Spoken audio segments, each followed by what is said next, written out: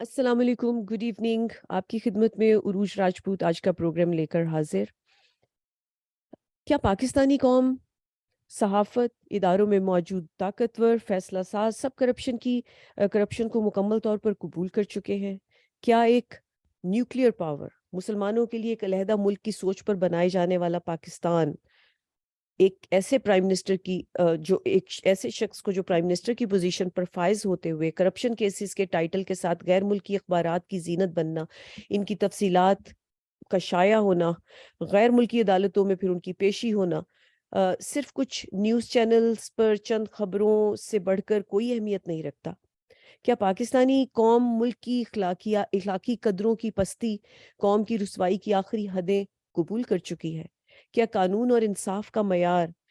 क्या आइन का तकद्दुस मुल्क के हाकिम की ये हैसियत काबिल कबूल समझता है? 2 मरतबा पेशी को मुलतवी करवाने के बाद आखिरी तीसरी मरतबा इल्तवा की दरख्वास्त मुस्तरद होने के बाद पाकिस्तान के ऊपर मुसल्लत किए जाने वाले वजीर आज़म शहबाज शरीफ की लंदन की अदालत में हाजिरी लाजिम करार पाई और अदालत में पेश होना इंग्लैंड में जैसे हर शख्स का अदालत में अदालत की नज़र में इंग्लैंड में एक सी अहमियत रखना और उसमें इनका हाजिर होने पर जज मैथ्यू का ये कहना कि मेरी अदालत में वजीर आज़म और एक आदमी बराबर हैं, यानी आप वजीर आज़म होंगे अपने घर में जहां पर आपके लिए अदालतें आपकी मर्जी से चलती हैं, या शायद वो कहना चाहते हैं कि हमारे यहाँ किसी की जानिबदारी के लिए रात को अदालतें नहीं खुलती। अ, डेली मेल की जानिब से शहबाज शरीफ और इनके दामाद के ऊपर पाकिस्तान के सैलाब ज़दगान के लिए आने वाले फंड्स को खुर्द-बुर्द करने का इल्ज़ाम डेली मेल में छपा था, जिसको शहबाज शरीफ ने चैलेंज किया और जो भी यहाँ की लाइक उनके ऊपर जो भी प्रेशर्स थे उसको किसी तरह से निपटाने के लिए, और उसके बाद वहाँ पर डेली मेल ने उसको उसके लिए डिफेंस फाइल कर दिया। उस डिफेंस का अब इनको जवाब देना था कि आपने आखिर उनको ये मुकदमा उन पे क्यों किया, और उसका जवाब देने के लिए इन्होंने अभी तक 2 बार इल्तवा करवाया, उसका अदालत की कार्रवाई का लाइक हियरिंग का, जैसे यहाँ पे पाकिस्तान में होता रहा, सिर्फ इनका ही नहीं बहुत से लोगों का, इनकी फैमिली के भी और फिर इसके अलावा जो पार्लियामेंट में है उनका भी। बहुत कुछ हमने देखा, पंजाब गवर्नमेंट के हवाले से भी, हमजा शरीफ का भी और ये सब। इसमें अली इमरान और शहबाज शरीफ के वकीलों ने अपना जवाब जमा करवाना था, मगर 10 महीने गुजर गए और आज तक इसका जवाब जमा न करवाया जा सका। और अब कोर्ट की जानिब से जो ऑर्डर्स हैं उसके मुताबिक दिसंबर के गालिबन पहले 2 हफ्तों में इनको जवाब लाजिम जमा करवाना है, और उसके एक-एक बात का, और ये तकरीबन 100 से ज़्यादा पेजेस हैं जो डिफेंस के फाइल हुए हुए हैं, जिनका जवाब देना इनके ऊपर लाजिम है कि ये उन्होंने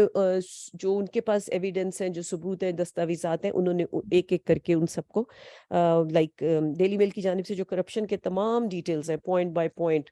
वो डिफेंस के तौर पर फाइल किए गए हैं। बहुत से सवाल उठ रहे हैं, तो क्या पाकिस्तान की अदालतों के फैसलों पर भी सवाल उठ सकते हैं? ये भी एक सोचने की बात है। जहाँ शहबाज शरीफ को, हमज़ा शरीफ और कई और को, सबको क्लीन चिट मिली। इससे पहले हमें मालूम है कि एफआईए के जो हेड थे उनको उन्होंने 1000 पेजेस की रिपोर्ट तैयार की थी। फिर उस रिपोर्ट के तैयार करने से उनके हार्ट अटैक से मरने तक, जिसमें उन्होंने अपने मारे जाने के खौफ का इज़हार उनके साथ भी किया था, अपने किसी दोस्त के साथ भी किया था और 1-2 और लोगों के साथ भी किया था, और उसकी बाकायदा ऑडियोज़ मौजूद थी। इसके बाद इन पर इसके अलावा इससे पहले इन पर प्रेशर्स थे, फिर कुछ इख्तियारात के चेंजेस थे, फिर कुछ तबादले के मामलात थे। तो क्या पाकिस्तानी मीडिया जो शरीफ फैमिली और इस वक्त में ख़ास तौर पर शहबाज शरीफ की जानिबदारी में पाकिस्तान के इंटरेस्ट और सलामती को पसे पुश डाल रहा है? तमाम मीडिया नहीं, मगर मीडिया का वो हिस्सा जो इसके ऊपर चुप साध लेता है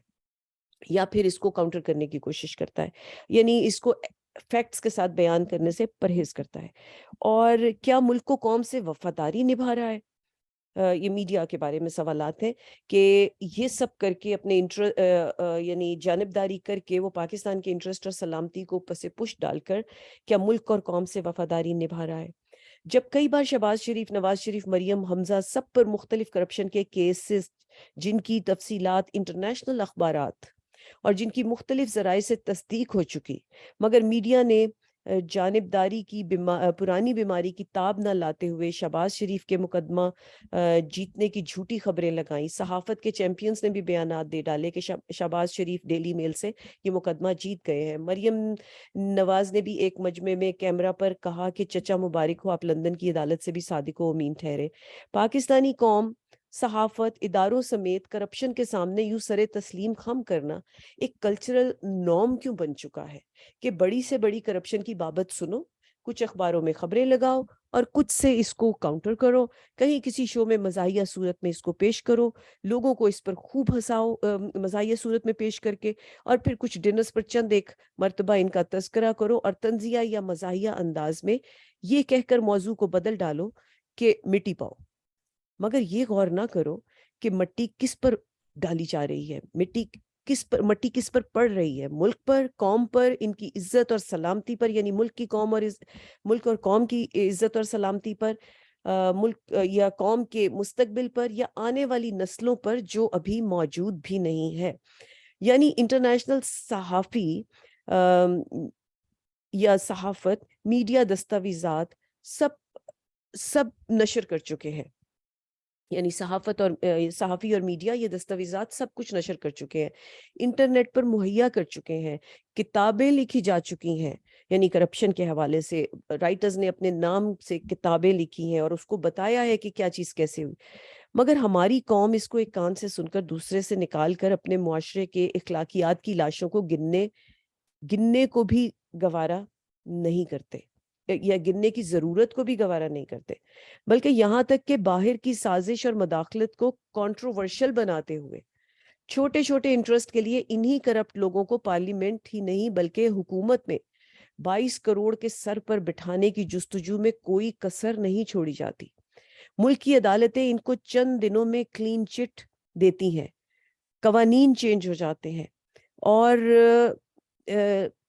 نیب چینج ہو جاتا ہے۔ ان کا وزیر اعظم کی کرسی پر بیٹھنا، یعنی شہباز شریف کا وزیر اعظم کی کرسی پر بیٹھنا عدالتوں کے لیے،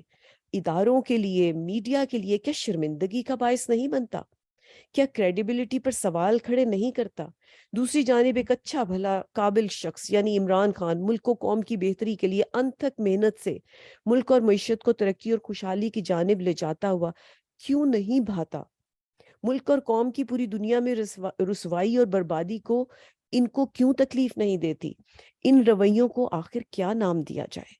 اس بیماری کا علاج کہاں ڈھونڈا جائے؟ کون سی دوا تشخیص کی جائے؟ آخر ملک سے وفا اور بے وفائی کا کون سا پیمانہ کس طرح طے کیا جائے؟ کیا ملک کے پرائم منسٹر کی کرپشن کیسز کی بابت غیر ملکی اخبارات میں تفصیلات شائع ہونا، پھر غیر ملکی عدالتوں میں پیشی ہونا صرف چند خبروں سے بڑھ کر کوئی اہمیت نہیں رکھتی، یا اس پر غور کرنے کی ضرورت ہے؟ کیا قانون اور انصاف کا معیار یا کیا آئین کا تقدس اس حیثیت کو قبول کرتا ہے؟ جب قابل قبول سمجھتا ہے، جب قوم اس شخص کے خلاف پچھلے 8 مہینوں سے کھلے عام ووٹ آف نو کانفیڈنس دے چکی ہے، سرے عام سڑکوں پر، میدانوں میں، بچے، بوڑھے، جوان، خواتین سب سڑکوں پر، رمضان میں، گرمی میں، بارش میں، دھوپ میں، سب کچھ برداشت کرتے ہوئے، حتیٰ کہ آنسو گیس، لاٹھی چارج جیسے گورنمنٹ کی نہیں، اپنی گورنمنٹ نہیں بلکہ دشمن کی فوج کا کوئی سبھاؤ ہو، وہ سب برداشت کر چکی ہے، مگر اپنے موقف پر ڈٹی ہے۔ آخر اس کو کون ایڈریس کرے گا؟ عام آدمی کو تو عمران خان نے اخلاقیات، قانون اور آئین اور انصاف کی تعلیم و تربیت دے ہی ڈالی ہے۔ تقریباً 80% قوم کو ہم سمجھتے ہیں کہ انہوں نے کی تربیت ہمیں دکھائی دیتی ہے، جو بار بار یہ آواز اٹھاتے ہیں کہ ان کو کرپشن نہیں چاہیے، ان کو چوری نہیں چاہیے، ان کو ڈاکہ نہیں چاہیے، ان کو اپنے ملک میں ایک ایماندار گورنمنٹ چاہیے، اور ایک ایمانداری کا نفاذ چاہیے, ایک قانون اور انصاف کی بالادستی چاہیے. ان کو ایسے لوگ چاہیے گورنمنٹ میں جو ملک اور فلاح کے لیے کام کرے اور دنیا میں ان کو باعزت طریقے سے متعارف کروا سکیں, ان کے لیے شرم کا باعث نہ بنے, ان کے لیے ہتک کا باعث نہ بنے, ان کے لیے پرابلمز اور مجبوریوں کا باعث نہ بنے کہ جہاں جائیں ان کے پاسپورٹ پہ سوال اٹھیں. جب عوام یہ اپنا جو ہے وہ اندیا دے چکی, موقف دے چکی, اپنا یوں کہہ لیجیے کہ ریفرینڈم کے تھرو وہ بتا چکی کہ ہمیں کون چاہیے اور ہمیں کون نہیں چاہیے, تو کہنے کو تو ہمارے ہاں جمہوریت ہے اور جمہوریت کے مطابق عوام کی پسند ہوتی ہے. تو آخر پھر کب غور کریں گے؟ یعنی یہ قانون اور یہ جو اخلاقیات کو, عام انسان کی اخلاقیات کو تو آئین اور انصاف کی تعلیم و تربیت بھی عمران خان نے دے دی ہے عام انسان کو, ان کو بیدار بھی کر دیا ہے, مگر قانون اور آئین کا نفاذ کرنے والوں کی یہ فیصلہ ساز یا قانون نفاذ کرنے والے یا فیصلہ ساز کب جاگیں گے, کب غور کریں گے, کون ان کی تربیت کرے گا, یہ کب اپنی تربیت کریں گے, ان کی آنکھیں کون کھولے گا کہ عمران خان کی صورت میں ایک قابل, معتبر, آزمایا ہوا, ایماندار, انسانیت کا درد رکھنے والا, ملک و قوم کی عزت اور خوشحالی کے لیے اپنے خوبصورت 26 سال ڈیووٹ کرنے والا, بنا کسی پرسنل انٹرسٹ کے فائدے کے, 70 سال کی عمر میں دل و جان سے اس ملک کی بہتری کے لیے, قانون کی بالادستی کے لیے, ہر خاص و عام کے لیے انصاف مہیا کرنے کے لیے کوشاں ہے, یہاں تک کہ اپنی جان تک پر کھیل گیا ہے.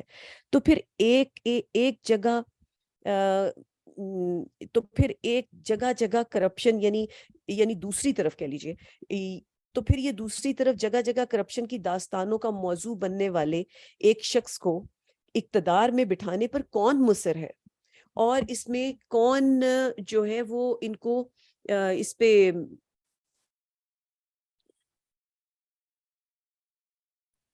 اس کا جواب کون دے گا؟ کیا ایک نیوکلیئر ملک, یعنی نیوکلیئر پاور رکھنے والا ملک, مسلمانوں کے لیے ایک علیحدہ سوچ پر بنایا جانے والا ملک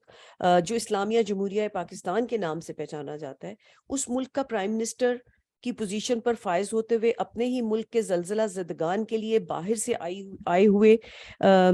فنڈز کو کھا جانے کے الزام میں ملوث ہونے پر غیر ملکی عدالت میں پیشیاں بھگتنے والا, اور ان کرپشن کیسز کے ٹائٹل کے ساتھ غیر ملکی اخبارات کی زینت بننے والا, ان کی تفصیلات میں شائع ہونے سے ملک کی ساکھ پر کوئی حرف نہیں آتا. کیا یہ سب اتنا معمولی ہے کہ اس کو یوں نظر انداز کیا جا سکتا ہے کہ ایک دو ہلکی پھلکی خبریں لگائی جائیں اور اس کے بعد مٹی ڈال دی جائے؟ کیا ہمیں واقعی انور لودھی کے ٹویٹ کے مطابق شہباز شریف کیس میں جج کے ریمارکس اشتہار کی شکل میں پاکستان کی تمام عدالتوں کے باہر لگوا دینے چاہیے؟ اس پر عمل کرنے کی ضرورت ہے. آخر یہ بات قوم کیسے بھول سکتی ہے کہ جس دن شہباز شریف پر فرد جرم عائد ہونی تھی, اسی دن وہ اسلامیہ جمہوریہ پاکستان کے وزیر اعظم کا حلف اٹھا رہے تھے. کیا قوم یا صحافت کو اس بات پر مٹی ڈال دینی چاہیے اور آگے چلنا چاہیے؟ اگر یہی نظام اور یہی اتوار رہے تو خدا نہ کرے کہیں وقت اس قوم یا ملک پر بھی کوئی آنچ تو نہیں آ جائے گی. یہ سوچنا چاہیے یا نہیں؟ اور آخر اس کو کون سوچے گا؟ آخر اس کا جواب کس سے مانگا جائے؟ عوام سڑکوں پر موجود ہے, ایک نہیں, دو نہیں, لاکھوں کی تعداد میں پچھلے 8 مہینے سے سڑکوں پر موجود ہے. ان کا سکھ, چین, آرام سب انہوں نے ایک طرف تیاگ دیا ہے, اور صاف نظر آ رہا ہے, مان لیا گیا ہے. اور کیا ہے کہ ایک الیکشن کے ذریعے ہی تو اس کو صحیح کروایا جا رہا ہے, جبکہ دوسری گورنمنٹ کچھ کر بھی نہیں رہی. تو پھر یہ سوال کس سے اٹھایا جائے اگر ملک میں فیصلہ ساز اس کا جواب دینے سے قاصر ہے یا اس کا جواب نہیں دیتے, تو پھر کیا مطلب کس سے پوچھا جائے گا؟ اب یہ جاتے ہیں اور باہر سے جا کر اس کا جواب مانگتے ہیں کہ کون آرمی چیف ہوگا. ہر چھوٹے سے فیصلے کے لیے یہ بھاگے چلے جاتے ہیں برطانیہ, جہاں پر ایک ایسا شخص بیٹھا ہے جو کنوکٹڈ ہے پاکستان کی کورٹ سے, اور جس کو اور پھر اس کے بعد مفرور ہے, اور اس سے جا کے مشورے کرتے ہیں کہ پاکستان جو پورا ملک ہے اس کے اوپر جو سب سے مضبوط ادارہ ہے، جو دفاع کا ادارہ ہے، اس کا جو چیف ہے، the highest post, the most responsible post, most powerful post, اس کی تعیناتی کے لیے اس سے مشورہ کیا جاتا ہے؟ کیا یہ پاکستان کے ساتھ وفاداری ہے؟ کیا اس کی آئین اور قانون میں اجازت ہے؟ یا آئین اور قانون اس کی کیسے پکڑ کرتا ہے؟ کیا اس پہ میڈیا کو آواز اٹھانے کی ضرورت نہیں ہے؟ کیسے ارشد شریف کو پاکستان میں مختلف دھمکی، سچ بولنے والے ایک صحافی کو دھمکیاں دے کر اتنا پریشان کیا جاتا ہے، موت کی دھمکیاں دی جاتی ہیں کہ اس کو ملک چھوڑنا پڑتا ہے. پھر وہ ابو دھابی جاتا ہے تو اس کو وہاں پر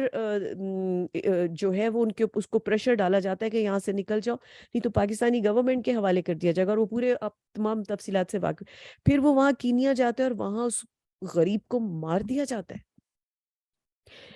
کیا یہ سب باتیں یہ سوال نہیں اٹھاتی کہ آخر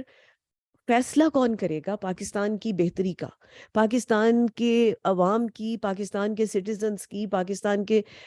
زبان کھولنے والوں کی، یا پاکستان کی بھلائی چاہنے والوں کی بہتری کے لیے